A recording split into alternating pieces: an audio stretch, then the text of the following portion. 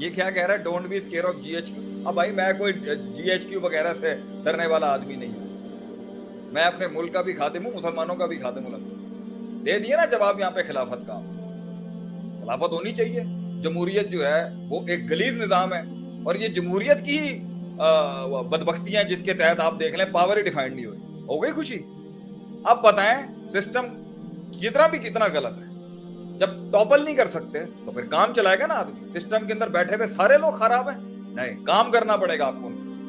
انہی میں سے لوگ تیار کرنے پڑیں گے, آپ انہی پہ کام کرنا ہے, اخلاق دکھانا پڑے گا, کردار دکھانا پڑے گا, اور کتنا علمی کام کرنا, کتنا صبر کرنا پڑے گا.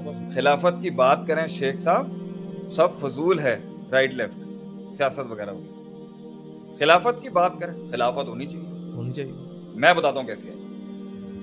بڑا مجھے کہا گیا نا خلافت پہ بات, آیت مجھے یاد نہیں ہے, آپ حافظ ہیں, آپ کریکٹ کرتے ہیں. وعد اللہ الذین آمنوا منکم وعملوا الصالحات الصالحات. اللہ کا وعدہ ہے تم سے اے ایمان والو اور جو نیک عمل کرتے ہو. پہلے وعدہ کسے کیا؟ ایمان والوں سے. اور قرآن میں کیا کہتا ہے, یا ایھا الذین آمنوا, اے ایمان والے پہلے ایمان لا. تو ہر بندہ اپنے آپ کو جو ایمان والا سمجھ رہا ہے نا, سمجھ لے تجدید ایمان. ہم تکفیریں نہیں ہیں, ہم تکفیری نہیں. یا ایھا الذین آمنوا, ایک بھائی نے یہاں پر کہا نا خلافت کی بات کریں, میں کرتا ہوں خلافت کی.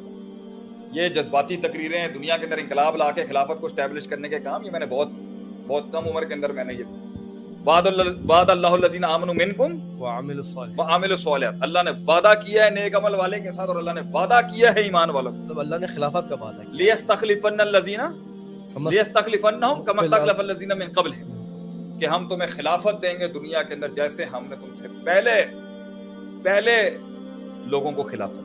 دوسرا وعدہ کیا کیا؟ وَلَا يُمَكِّنَنَّ لَهُمْ دِينَهُمْ وَلَا يُمَكِّنَنَّ لَهُمْ دِينَهُمْ الَّذِي ارْتَضَىٰ دِينَهُمْ الَّذِي ارْتَضَىٰ.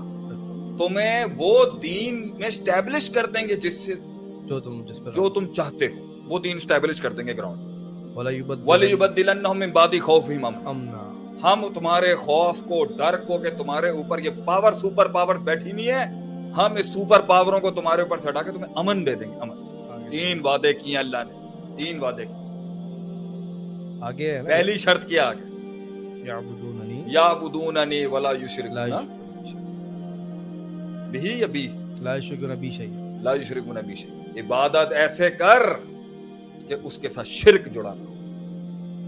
عقیدہ نکرہ نفی کے سیاق میں, اور نکرہ نفی کے سیاق میں ہو تو عموم پر نص ہوتی ہے, اس لیے توحید عقیدہ یہ پڑھنا پڑے گا. تو آج اپنا عقیدہ درست کر لے, اللہ کے ساتھ جڑ جا, غیر اللہ کو ختم کر دے, اس کی تعلیم حاصل. اور اللہ کیا کہتا ہے اس لا الہ الا اللہ کے بارے میں؟ فعلم, علم حاصل کر. یہاں اللہ کہتا ہے توحید سیکھ, عبادت سیکھ, شرک کو سمجھ. اور وہاں اللہ کہتا ہے فعلم, حکم دیتا ہوں علم پڑھنے کا, انہ لا الہ الا اللہ. خلافت کا قیام ہی تب ہونا ہے جب توحید اور عقیدے کے علم کو عام کیا جائے گا. اور اب صفا میں 4 مہینے لا الہ الا اللہ, اور صفا میں لا الہ الا اللہ صرف 4 مہینے میں پڑھاتا ہوں, 16-17 گھنٹوں کے. اور علماء تو بہت لمبا پڑھاتے ہوں گے, میں تو ایک عام سا ہوں. تو خلافت اور یہ طاقت کا بنیاد اللہ نے توحید رکھی ہے. پھر آگے کا ہے وَيُقِيمُ الصَّلَاةَ, کہ وہ پھر نماز قائم کرے. پہلے نماز نہیں رکھی, پہلے نیکی پرہیزگاری نہیں رکھی, پہلے رکھا ہے توحید, عقیدہ. عقیدہ درست کرو آج آگے سے.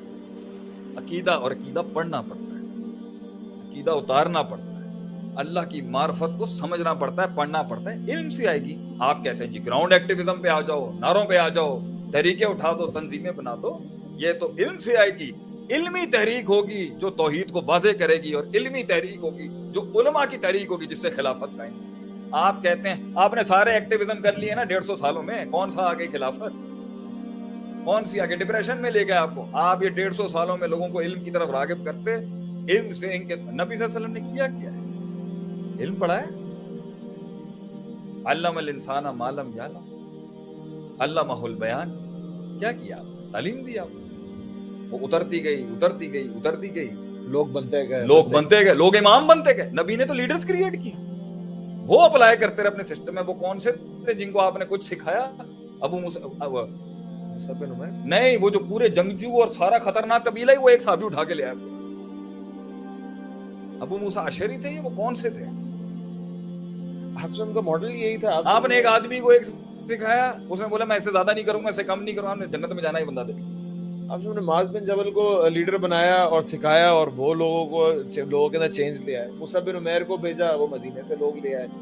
آپ کا تو ماڈل ہی یہی تھا کہ آپ لوگوں پہ کام اور کرتے باقی تھے. اگر دوسرا ماڈل بھی ہے تو کرے نا یلغار جنہوں نے کی ہیں حکومتوں کے خلاف, دکھائیں کہ اس ملک کے اندر وہ یلغار قائم ہو, پھر اس یلغار کے اوپر اور اس خروج کے اوپر اور اس ایبسولوٹ قسم کی جو بغاوت اور ریوولٹ کیا ہے کسی بھی سسٹم کے خلاف, چاہے وہ کفر کا ہی نظام تھا, وہ چل رہی ہو آج, ساری ایکسپلوئٹ ہوئی ہیں, چاہے وہ شام میں تھی, چاہے وہ لیبیا میں تھی, وہ کہیں پر بھی ساری ایکسپلوئٹ ہوئی ہیں.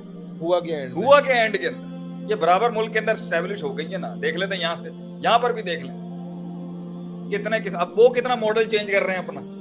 جی وہ آرتھوڈاکس ہیں, کمپرومائز ہو رہا ہے. وہ جو طالبانوں کا پہلے کانسیپٹ تھا وہ تھوڑی اب یہاں چینج ہو رہا ہے. اور اس میں جو دوست ہیں ان کے ساتھ کیا ہو رہا ہے وہ بھی ہم اندر کی باتیں تو نہیں کھولیں گے یہاں پر کھولنے کے بعد.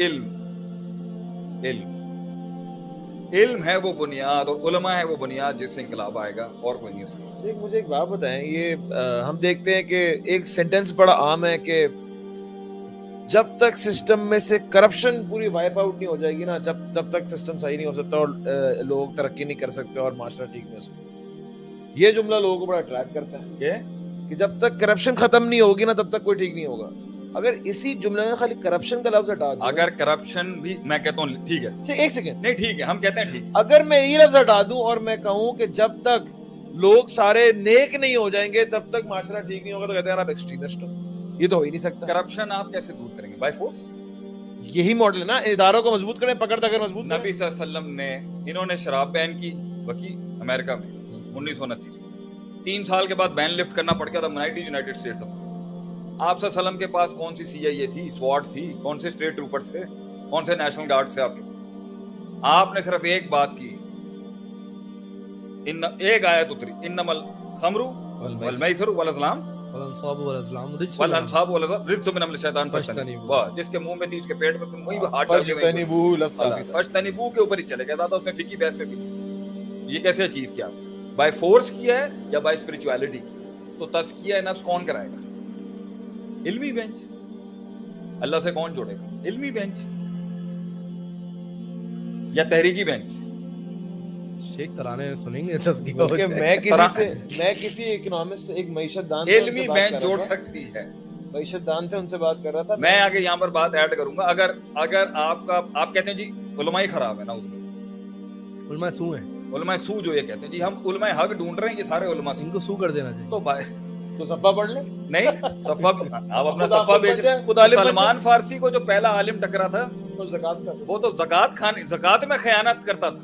سلمان فارسی نے اپنی زندگی میں ایکسپوز نہیں کیا اس کو, اور قومی خزانہ کھا رہا تھا وہ.